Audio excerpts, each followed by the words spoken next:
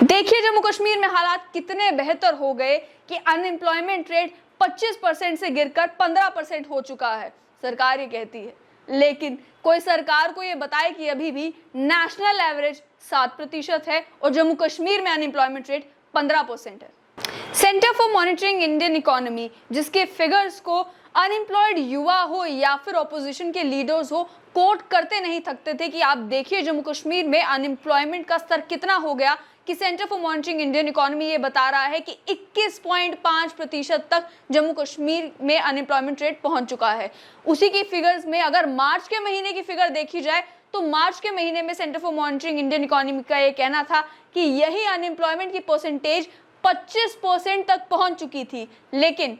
अप्रैल के महीने में जब दोबारा से सर्वे हुआ तो मालूम ये चला कि अब फाइनली एक पॉजिटिव डेवलपमेंट देखने को मिली है, जिसमें यह अनएम्प्लॉयमेंट रेट गिरकर 15.6% हो चुका है। Centre for monitoring Indian economy जो है कंज्यूमर पिरामिड्स हाउसहोल्ड सर्वे मशीनरी का इस्तेमाल करके एस्टिमेट लगाती है कि कितना अनएम्प्लॉयमेंट रेट किसी एक स्टेट या यूनियन टेरिटरी में है। देश भर में भी ये सर्वे किया जाता है और देश भर में जब ये सर्वे हुआ तो मालूम ये चला कि इंडिया में अनएम्प्लॉयमेंट रेट इस समय 7.6% है, यानी कि अभी भी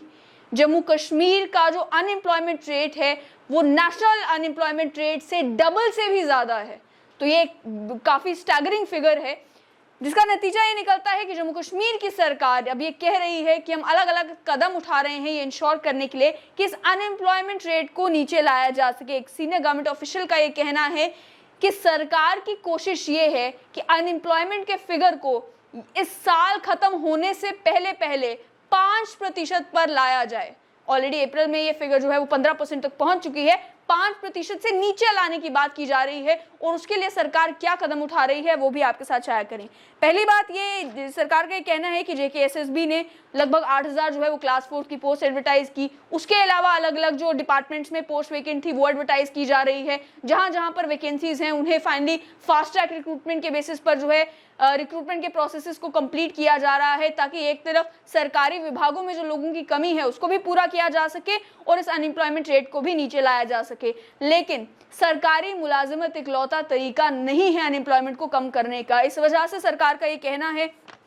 कि जो नई इंडस्ट्रियल पॉलिसी आई है उसमें भी 28,400 करोड़, ये लार्जेस्ट इंसेंटिव जो अभी तक इंडस्ट्रीज को कभी भी दिया गया है, ये इंसेंटिव दिया जा रहा है ताकि आने वाले 15 सालों में ये देखने को मिले कि 20,000 करोड़ की इन्वेस्टमेंट जम्मू कश्मीर में आए और प्राइवेट सेक्टर मजबूत हो सके। उसके अभी सरकार का ये एस्टिमेट है कि अगर ये इन्वेस्टमेंट आएगी तो 4.5 लाख के करीब एम्प्लॉयमेंट जम्मू कश्मीर के युवाओं को मिलेगी इस इंडस्ट्रियल पॉलिसी के तहत। इसके अलावा अगर बात की जाए तो डायरेक्टरेट ऑफ एम्प्लॉयमेंट भी एक रजिस्ट्रेशन कैरी आउट करता है, यानी कि अगर आप अनएम्प्लॉयड हैं, ग्रेजुएट हैं, पीएचडी होल्डर है तो डायरेक्टरेट ऑफ एम्प्लॉयमेंट आपको ये कहता है कि आप अपने आप को रजिस्टर कर दें एज अनएम्प्लॉयड। वो भी जब रजिस्ट्रेशन होती है तो उसमें भी 3 लाख पोस्ट ग्रेजुएट और पीएचडी डिग्री होल्डर अपने आप को रजिस्टर करते हैं। क्लास 4 की पोस्ट निकलती है तो उसके लिए भी 4.5 लाख के करीब एस्पिरेंट्स अप्लाई करते हैं। ये फिगर्स ये दर्शाते हैं कि अनएम्प्लॉयमेंट जम्मू कश्मीर में आखिर है कितनी, और उसी को काउंटर करने के लिए क्योंकि अभी प्राइवेट सेक्टर आने में समय लगेगा तो सरकार का ये कहना है कि अन्य स्कीम्स भी लाई जा रही हैं जिससे शॉर्ट टर्म में कम से कम इस अनएम्प्लॉयमेंट को कैटर किया जा सके। सरकार कहती है हमने मिशन यूथ के तहत जो एक यूथ डाटा पोर्टल क्रिएट कर दिया है जिसमें युवाओं को क्या जरूरतें हैं, यानी कि अपना एंटरप्रेन्योरियल वेंचर अगर वो शुरू करना चाहते हैं तो उसके लिए उन्हें किस मदद की जरूरत है वो हम दे सकें। उसके अलावा यूपीएससी या स्टेट पीएससी एग्जाम्स के लिए कोचिंग के लिए प्रवास स्कीम लाई गई है। और आखिर में मिशन यूथ की मुमकिन स्कीम है जिसके तहत अगर किसी भी व्यक्ति को कोई कमर्शियल व्हीकल लेनी है तो व्हीकल की ऑन रोड प्राइस जितनी लोन फैसिलिटीज जो है वो इस मिशन यूथ के तहत प्रोवाइड की जाएगी। ये तो सरकार ने स्कीम्स बताई और ये सरकार के बड़े बड़े दावे हैं कि क्या कदम उठाए जा रहे हैं अनएम्प्लॉयमेंट से लड़ने के लिए जम्मू कश्मीर में। लेकिन सच्चाई आज भी यही है कि जम्मू कश्मीर में जब भी पोस्ट एडवर्टाइज होती हैं, आप सोचिए कि क्लास 4 की पोस्ट एडवर्टाइज हुई थी और उसमें भी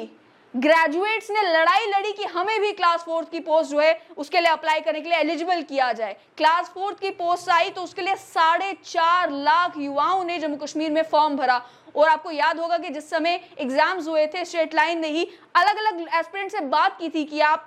क्यों फॉर्म भर रहे हैं, तो उन्होंने बताया था कि अनएम्प्लॉयमेंट इतनी है कि इस समय हमें क्लास 4th की भी पोस्ट मिल जाए वो भी हमारे लिए ठीक है। उसके साथ साथ में कोई भी पोस्ट जब एडवर्टाइज होती है तो आप एक हंगामा, एक शोर, एक प्रोटेस्ट जो है वो जम्मू कश्मीर में देखते हैं एज रिलैक्सेशन को लेकर। वो प्रोटेस्ट भी इस वजह से होता है क्योंकि वो तादाद भी युवाओं की बहुत है जिनकी उम्र निकलती जा रही है लेकिन जिनके पास अपॉर्चुनिटीज नहीं है, जिनके पास नौकरी नहीं है, जिनके पास और नए एवेन्यूज नहीं है। इसी के चलते ये समझना जरूरी है कि सरकार तो दावे कर रही है कि इस अनएम्प्लॉयमेंट रेट को वो 5% से नीचे साल खत्म होने से पहले लाएंगे, लेकिन ये जो 15% भी फिगर बताई जा रही है, आप सोचिए ग्राउंड रियलिटी में और इस सर्वे की फिगर में भी कितना अंतर हो सकता है।